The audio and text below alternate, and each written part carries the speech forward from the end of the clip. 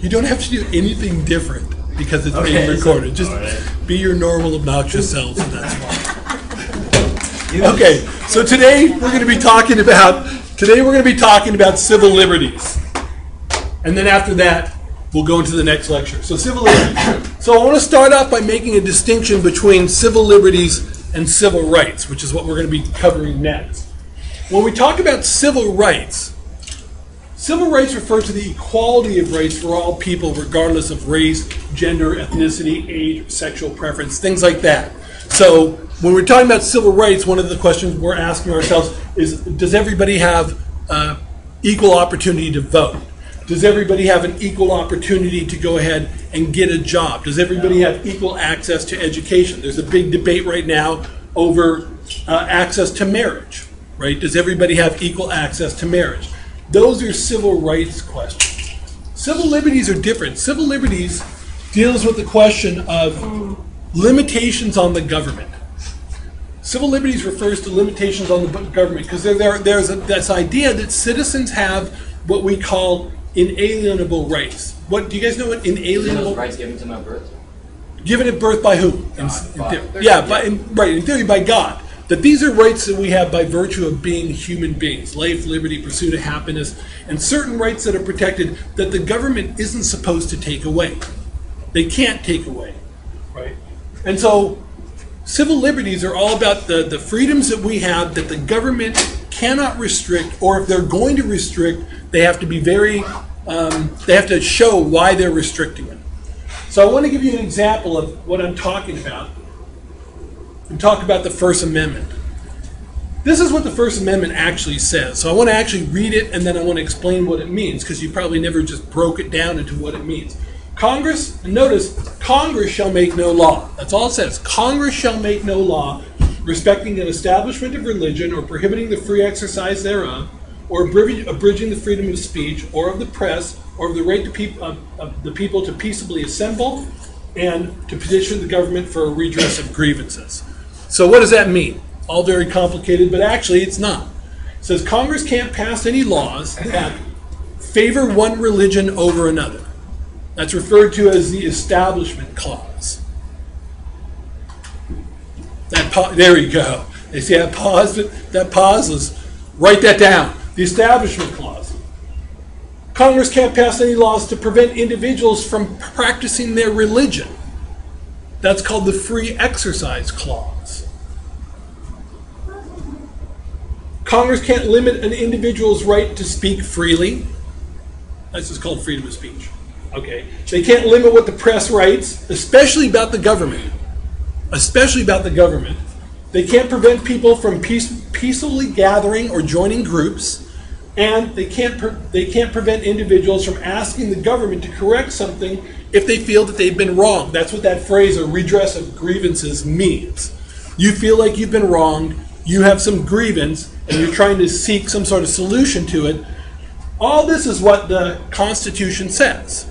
This is the First Amendment. These are the rights that are protected.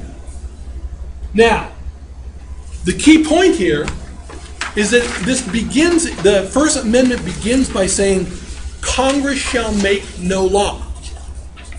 In 1787, when the Bill of Rights was first adopted, the First Amendment limited which government? The federal government. Could states pass laws that limited religion? Yeah. Could they favor one religion over another? Absolutely.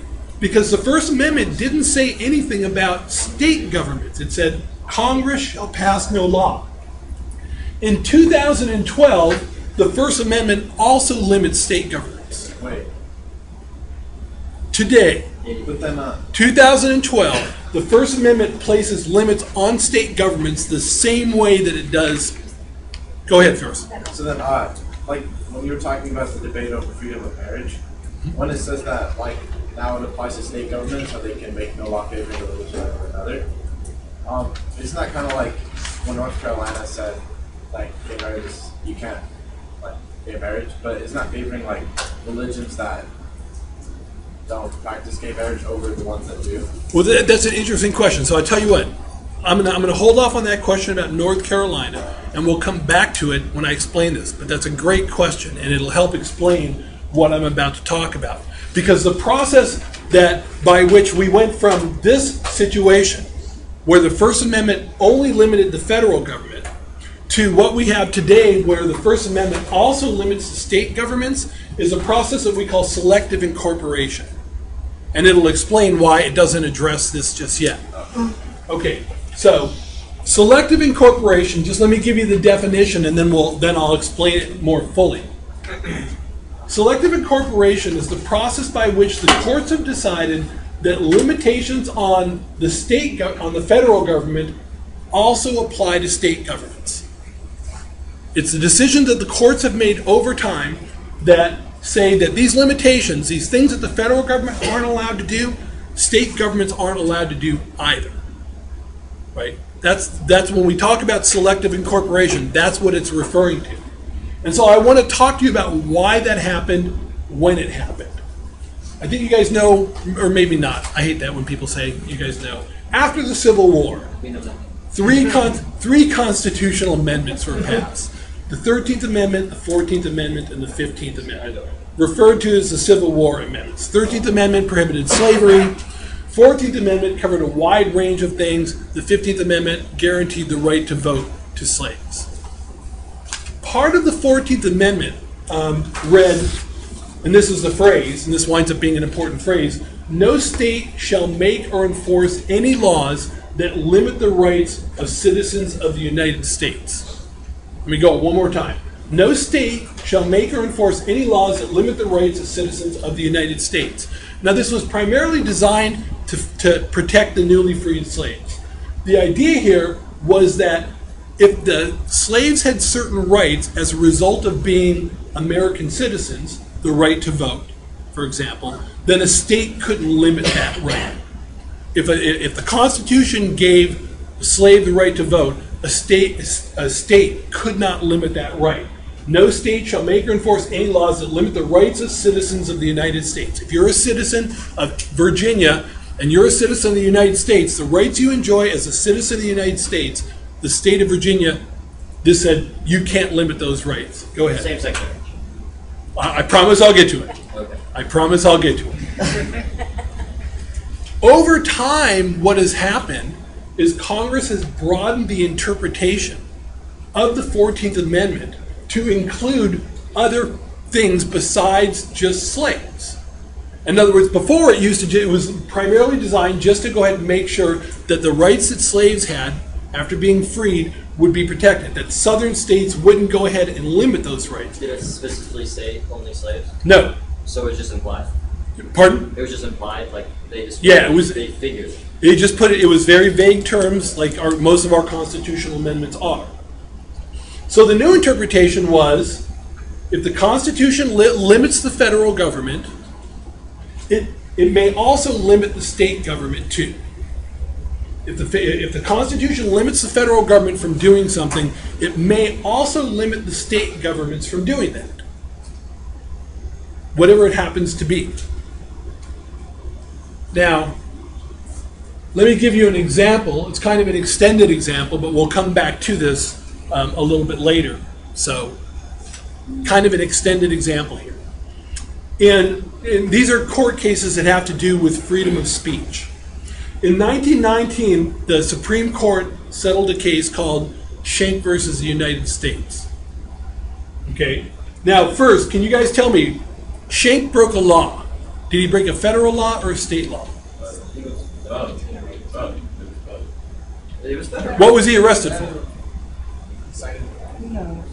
Who's he going against? United States, so it's a federal. It's a federal law. Yeah, or also it would be against government. Yeah, it would be about like if he was specific state. Exactly. It would say it would be Schenck versus a particular state. So he broke a federal law. What he was doing was he was encouraging people to oppose the draft in World War I.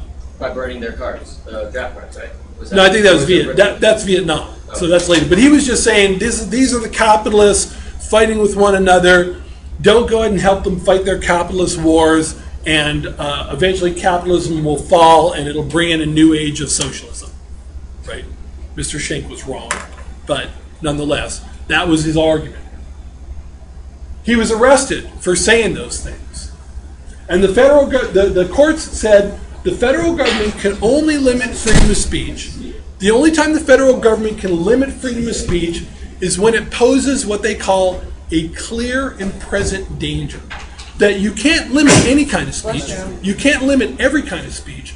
But if the speech that somebody's saying, if somebody's saying something that poses a clear and present danger, the courts said you can go ahead and limit that kind of speech. And they said Shank's speech created a clear and present danger. So he said, hey, you're violating my First Amendment rights of free speech.